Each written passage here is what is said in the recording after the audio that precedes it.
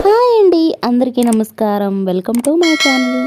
ఈరోజు రెసిపీలోకి వెళ్ళినట్లయితే బిస్కెట్స్ అనమాట. గోధుమ పిండితో బిస్కెట్స్ ఏ విధంగా చేసుకోవాలి. ముందుగా దీనికోసం 1.5 కప్ గోధుమ పిండిని యాడ్ చేసుకోవాలి.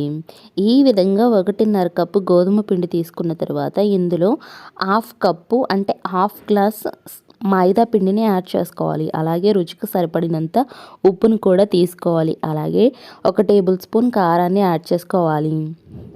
ఈ విధంగా కారాన్ని కూడా యాడ్ చేసుకున్న తర్వాత ఇందులో 1 టీ స్పూన్ జీలకర్రను కూడా యాడ్ చేసుకోవాలి. జీలకర్రని యాడ్ చేసుకోవడం వల్ల ఫ్లేవర్ అనేది చాలా బాగా ఉంటుంది. ఈ విధంగా యాడ్ చేసుకున్న తర్వాత ఇందులో 1 టేబుల్ స్పూన్ ఆయిల్ని కూడా యాడ్ చేసుకోవాలి. ఈ విధంగా ఇవన్నీ కూడా యాడ్ చేసుకున్న తర్వాత బాగా మిక్స్ చేసుకోవాలి. ఉప్పు కారం అన్నీ కూడా బాగా మిక్స్ అయ్యేలాగా ఈ విధంగా మిక్స్ చేసుకోవాలి. ఈ విధంగా మిక్స్ చేసుకున్న తర్వాత ఇప్పుడు ఇందులో గోరువెచ్చని నీళ్ళని యాడ్ చేసుకోవాలి. మీ ఇష్టం, గోరువెచ్చని నీళ్ళనైనా చల్ల నీళ్ళనైనా ఏవి తీసుకున్నా నాట్ అట్ ఆల్ ప్రాబ్లం అండి. ఈ విధంగా కొంచెం నీళ్ళని యాడ్ చేసుకుంటూ చపాతీ పిండి కంటే కొంచెం గట్టిగా కలుపుకోవాలి. ఈ విధంగా కలుపుకున్నట్లయితే మనకి చపాతీ పిండి అనేది తయారవుతుంది. ఈ విధంగా తయారు చేసుకున్నటువంటి ఈ పిండిని మరింత బాగా మిక్స్ చేసుకోవాలి. ఎంత బాగా మిక్స్ చేసుకుంటే మనకు అంత క్రంచీగా వస్తాయి. ఈ విధంగా మిక్స్ చేసుకున్న తర్వాత మనం ఎంత సైజ్ బాల్స్ డివైడ్ చేయాలనుకుంటున్నామో అంత సైజు బాల్స్ని మనం డివైడ్ చేసేసుకోవాలి. ఇక్కడైతే మాత్రం నేను చపాతీ అంత మందంగా అంటే అంతగా చేయాలని చెప్పేసి ఈ విధంగా డివైడ్ చేస్తాను అనమాట. ఈ విధంగా చేసుకున్న తర్వాత దీనికి పొడిపిండిని కూడా అద్దుకుంటూ ఈ విధంగా పొడిపిండిని అద్దుకుంటూ ఈ విధంగా మనమైతే రుద్దుకోవాలి. ఈ విధంగా చపాతీ మందం అంతా సైజులో మనమైతే కనుక వీటిని రుద్దుకోవాలి. ఈ విధంగా రుద్దుకున్న తర్వాత వీటిని మనం స్పైసీగా కావాలంటే స్పైసీగా చేసుకోవచ్చు.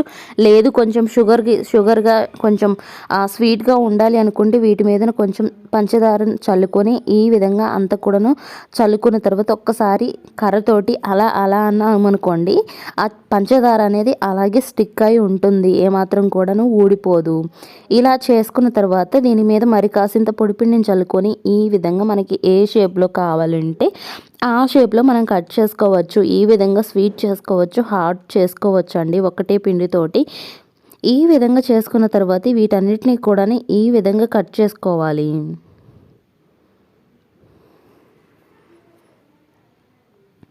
ఈ విధంగా అన్నీ కూడా కట్ చేసుకొని ఒక ప్లేట్లోకి తీసుకోవాలి.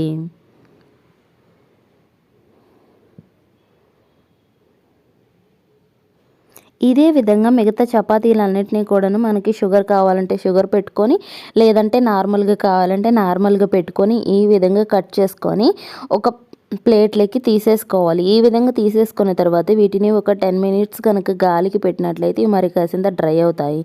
ఈ విధంగా ఒక కడాయి పెట్టుకొని ఆయిల్ హీట్ అయిన తర్వాత ఆయిల్ వేడి చేసుకొని ఆయిల్ అనేది చాలా స్లో ఫ్లేమ్ మీద పెట్టుకొని ఫ్రై చేసుకోవాలండి. మనకి ఆయిల్ కానీ ఎక్కువ హీట్లో ఉన్నట్లయితే ఇవి కలర్ చేంజ్ అవుతాయి కానీ సరిగ్గా ఉడకవు. కాబట్టి స్లో ఫ్లేమ్ మీద పెట్టుకొని ఉడికించుకోవాలి. ఈ విధంగా ఫ్రై చేసుకొని చల్లార్చుకొని ఒక గాలి చొరబడిని డబ్బాలోకి కనుక తీసుకున్నట్లయితే ఇవి మనకి 1 మంత్ వరకు కూడా స్టోర్ ఉంటాయి. ఈ వీడియో కనుక మీకు నచ్చినట్లయితే మా ఛానల్కి ఒక లైక్ చేయండి, సబ్స్క్రైబ్ చేసుకోండి.